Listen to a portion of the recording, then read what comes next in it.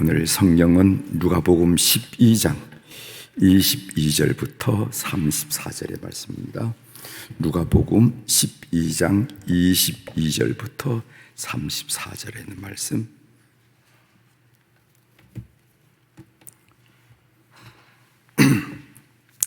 누가복음 12장 22절부터 34절에 있는 말씀 제가 봉독해 드리겠습니다. 또 제자들에게 이르시되 그러므로 내가 너희에게 이르노니 너희 목숨을 위하여 무엇을 먹을까 몸을 위하여 무엇을 입을까 염려하지 말라. 목숨이 음식보다 중하고 몸이 의복보다 중하니라. 까마귀를 생각하라. 심지도 아니하고 거두지도 아니하며 골방도 없고 창고도 없으되 하나님이 기르시나니 너희는 새보다 얼마나 더 귀하냐. 또 너희 중에 누가 염려함으로 그 길을 한 자라도 더할 수 있느냐. 그런즉 가장 작은 일도 하지 못하면서 어찌 다른 일들을 염려하느냐.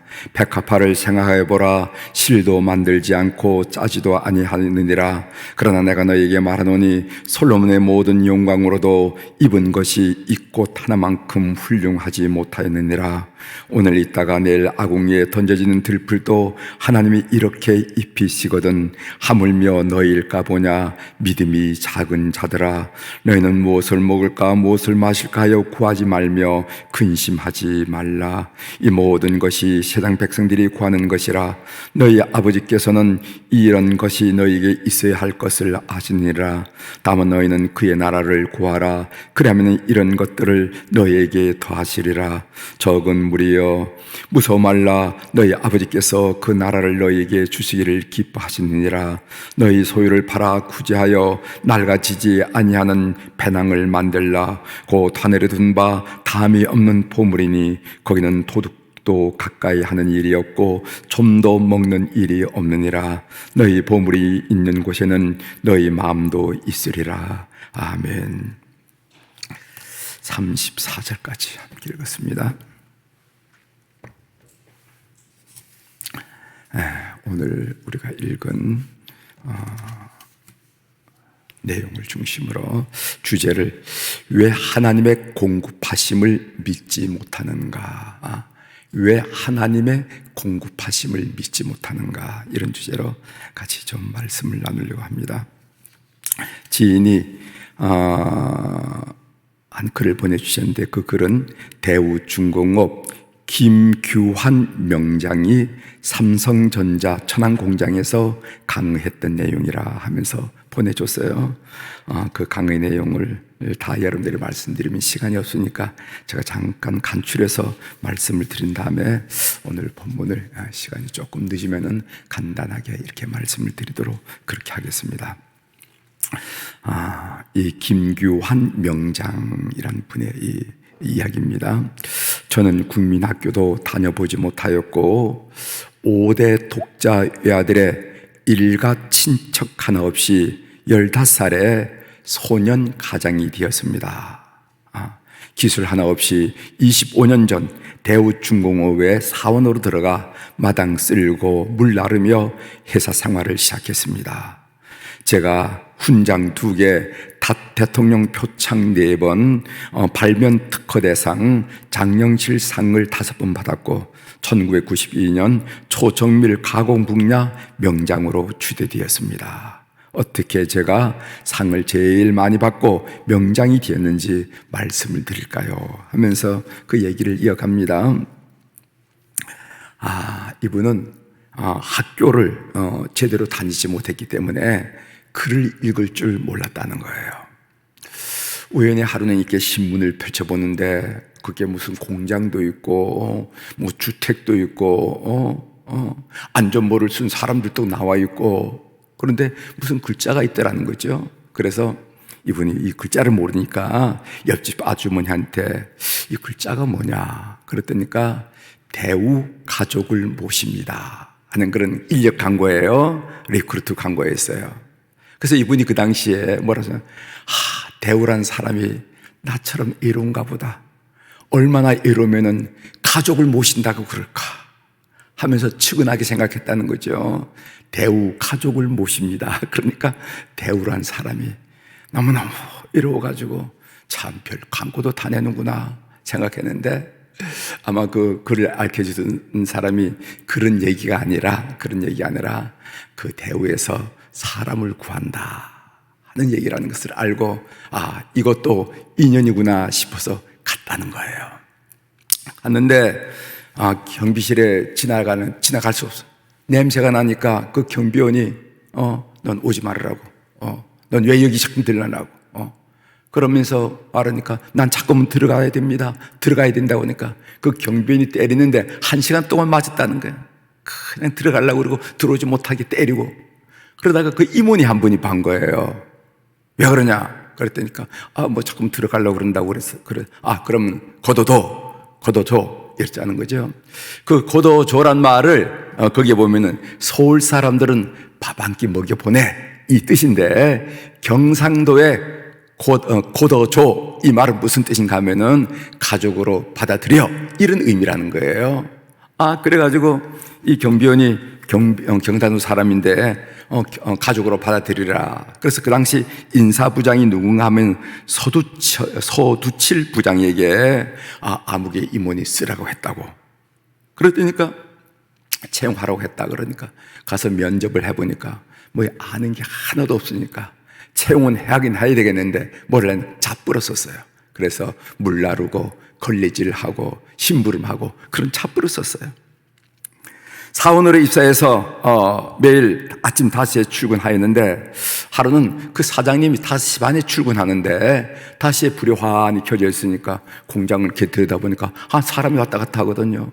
너 왜 이렇게 왔다 갔다 하느냐 이랬더니까 몇 시에 출근했어? 5시에 출근했다고.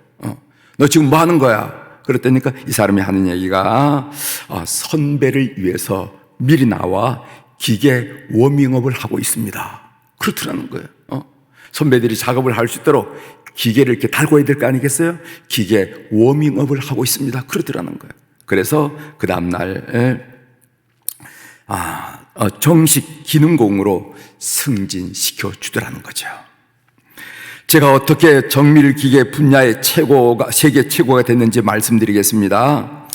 가공시 1도씨 변할 때 쇠가 얼마나 변하는지 아는 사람은 이 세상에 저 하나밖에 없습니다. 이걸 모를 경우 이를 모릅니다. 제가 이것을 알려고 국내 모든 자료를 찾아봤지만은 어떤 자료도 없었습니다. 그래서 공장 바닥에 모포를 깔고 자그마치 2년 6개월간 연구를 했습니다. 재질, 모형, 종류, 기종별로 X바 값을 구해서 1도씨 변할 때 얼마 변한지 온도 치수 가공 조견표를 만들었다는 거예요. 기술 공유를 위해서 산업인력관리공단의 기술시대라 하는 책이 있는데 거기에 기고를 했다는 거죠. 1도가 변할 때 이렇게 변한다 이렇게 했는데 책에는 실리지 않았다는 거예요. 그러다가 어느 날 공무원 3명이 들이닥치더라는 거예요. 그래가지고 공장에서 이게 무슨 잘못을 저질른가, 누가 고발을 했는가 해가지고 깜짝 놀라가지고, 그런데 그 공무원들이 뭐라고 했냐면, 알고 보니 그 제출한 자료가 기계 가공의 대혁명을 일으킬 만한 자료이기 때문에 그걸 기술시대라는 것에 실어놓으면 일본 사람들이 빼간다는 거예요. 그걸 알고. 그렇기 때문에 일본에게 알리지 않게, 일본이 알게 될까봐 노동부 장관이 도대체 어떤 사람인가 모셔오라 해가지고 왔노라고 하고 노동부 장관의 명을 받아가지고 왔던 사람이에요. 장관이 하는 얘기가, 이것은 일본도 모르는 것입니다. 발간되면은 일본에서 가지고 갈지 몰라서 모르는 엄청난 일입니다 하면서 그걸 보한다 한 얘기를 하죠. 일은 어떻게 배웠나? 어느 날 무선 선배가 하이타이로 기계를 닦으라고 그러더라는 거죠. 시키더라는. 그래서 모든 기계를 다 뜯고 하이타이로 닦았는데 그게가 2612개를 다 뜯었답니다. 6개월이 지나니까 그 사람의 호칭이 처음에는 야 이 새끼였는데 그 다음부터 그걸 하고 났다니까 사람들이 뭐라 부르냐면 김군 이렇게 부르더라는 거예요. 김군. 그러면서 기계가 고장이 나거나 어려운 일이 있으면 김군 좀 봐줘, 이거 좀 한번 봐봐, 이렇게 하면서 부탁을 하더라는 거죠. 그래서 그분 얘기가 실력이 있으니까 함부로 대하지 못하더라 하는 얘기를 합니다. 기회가 저에게 찾아온 것이 아닙니다. 제가 제 자신을 위해 준비하고 노력했기에 기회를 만난 것입니다. 진급, 돈 버는 것은 자기 노력에 달려 있습니다. 세상 불평하기보다는 감사하는 마음으로 사십시오. 제가 여러분들에게 드릴 메시지는 이겁니다. 하나님의 사람은 사람 탓하지 않아요. 아이고 뭐 부장 때문에, 이거 누구 때문에, 사람 탓하지. 하나님의 사람은요, 환경 탓하지 않습니다. 환경이 이래서, 여건이 이래서, 이런 탓하지 않는다는 거죠. 오히려 감사하는 거죠. 하루 종일 쳐다보고 생각하고 또 생각하면 해답이 나옵니다. 저는 제안 24,612건, 국제 발명 특허 62개를 받았습니다. 저는 조금이라도 도움이 된다면 무엇이든지 개선하려고 하는데, 하루 종일 쳐다보고 또 생각하고 또 생각하다 보면요, 답이 나오는데, 어떤 때는요 3개월간 고민하다가 꿈에서 해답을 받았다고. 꿈에서 해답을 받았다. 그 정도로. 그러면서 마지막 당부하는 말이 뭐냐면은, 지금 하고 있는 일에 최선을 다하는 자는 영화를 얻습니다, 이런 메시지를 하면서 그 얘기를 끝나는 것을 봤습니다. 어떤 사고로 삶을 사는가, 그리스도인으로서 어떤 생각을 가지고 삶을 사느냐, 나 이거 참 중요하다 생각해. 제가 언제 새벽 기도 때 말씀드렸죠. 우리가 기도의 자리에 있을 때는 하나님의 도움이 없으면 아무것도 못한다는 것을 인정하고 하나님께 매달리라고 그랬어요. 그러나 우리가 기도의 자리에 떠났을 때는 내가 하지 않으면 아무것도 안 된다는 마음으로 하자고, 이렇게 여러분들에게 말씀드린 적이 있습니다. 어떤 생각을 가지고 인생을 사느냐. 그래서 기독교에서는 생각을 뜯어고치는 거예요. 생각을 바꾸는 거예요. 그렇게 해서 성공자로 세운다는 것을 여러분 아시기를 바랍니다. 자, 오늘 본문 내용입니다. 본문 내용을 제가 잠깐 말씀드리겠어요. 본문은 재물에 대한 예수님의 가르침이에요. 그런데 보니까 22절에 보니까 이 말씀은 제자들에게 하신 말씀이에요. 22절 한번 보시기 바랍니다. 또 제자들에게 이르되, 전 이 말이 탁 마음에 꽂히더라고요. 무슨 말인가 하면은, 지금 예수님께서 재물에 대한 교훈을 하는데 누구에게 하는가 하면은 제자들에게 합니다. 그럼 제자들이 어떤 제자들인가? 제자들은 배와 그물을 버리고 예수님을 따르던 사람이었어요. 어떤 때는 배가 고파서 밀밭가를 가면서 밀을 이겨가지고, 밀을 부벼가지고 입에 넣을 정도로 배고팠던 사람이에요. 현실적으로 무엇을 입을까, 무엇을 먹을까, 무엇을 마실까가 문제가 되는 사람이에요. 문제가 되는 사람. 이런 사람들에게 예수님이 하신 말씀입니다. 그리스도의 제자들은 재물에 대해서 어떤 태도를 가져야 되는가, 무엇을 먹을까, 무엇을 입을까 염려하지 말라는 거예요. 염려하지 말. 정말 염려하는 사람이에요. 염려할 수밖에 없는 사람이에요. 배도 버렸습니다. 그물도 버렸습니다. 이제 예수님의 제자가 됐습니다. 얼마나 배고프든지 밀밭가를 가면서 밀 이삭을 뜯어가지고 부벼가지고 입에 넣을 수 있는, 넣어야 하는 그런 사람들입니다. 그런 사람들을 앞에 놓고 그런 제자들을 바라보면서 무슨 얘기를 하냐면은, 무엇을 먹을까, 무엇을 입을까 염려하지 말라. 우리 22절 한번 같이 읽어보겠습니다. 22절, 또 제자들에게 시작.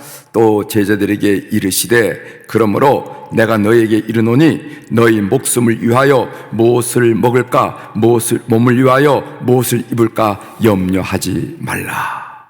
그리고 30절에 보십시오. 30절 제가 읽어드리겠습니다. 이 모든 것은 세상 백성이 구하는 것이라 너희 아버지께서는 이런 것이 너희에게 있어야 할 것을 아시니라. 그러므로 하늘 아버지의 공급하심을 믿는 사람은 염려할 수 없다라고 우리 주님께서 결론을 맺는 것을 보게 됩니다. 따라서 우리가 무엇을 먹을까, 무엇을 입을까라고 염려하는 이유는 분명해졌습니다. 그것은 뭔가 첫 번째로는요, 하나님 아버지를 믿지 못하기 때문에, 하나님 아버지를 믿지 못하기 때문에, 또는 두 번째로 하나님을 믿긴 믿지만은 염려가 더 크기 때문에 내 마음이 염려에 사로잡히기 때문에 난 두 가지로 생각해. 두 가지로. 우리가 무엇을 입을까, 무엇을 먹을까라고 염려하는 이유가 뭐냐? 하나는 하나님 아버지를 믿지 못하기 때문에, 두 번째로는 또는 하나님을 믿긴 믿지만은 염려가 너무 크기 때문에 그 염려가 내가 사로잡힌 상태에 되기 때문에 염려하게 된다는 거예요. 결국 따지고 보면은 믿음이 문제되라는 겁니다. 염려는 하나님에 대한 불신의 소산이라는 거예요. 불신의 소산. 염려, 그것은 여러분들이 아무리 하나님을 부르고 주여를 부르고 기도를 얼마나 하고 하든 간에 그건 상관하지 않고, 진실된 말론 평가는 염려는 하나님에 대한 불신의 소산일 뿐이라는 것을 기억하시길 바랍니다. 삶의 적용으로 여러분 도전하면서 말씀을 붙입니다.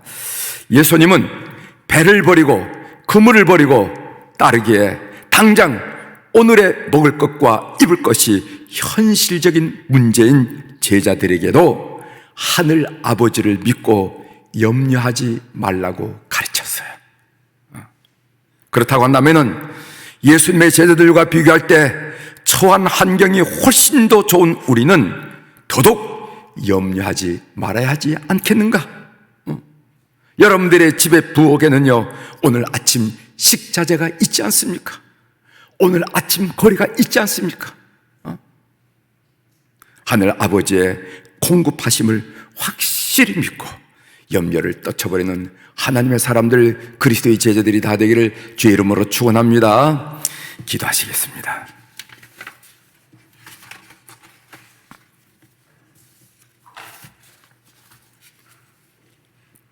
하나님 아버지, 오늘 저희들 본문을 통해서 깜짝 놀랍니다. 집이 있고 먹을 것이 있는 사람들에게 염려하지 말아라 하면, 그럼요, 우리 염려 안 해요, 이렇게 대답할 수 있겠지만은, 배를 버리고 그물을 버리고 때로는 너무 배고파서 밀이삭을 뜯어다가 손에 비벼 입에 털어넣는 그런 제자들 향해서 염려하지 말아라. 그러면서 예를 들기를, 까마귀를 봐라, 누가 먹이니? 저들의 백합화를 봐라, 누가 입히니? 하나님이 다 입히신다.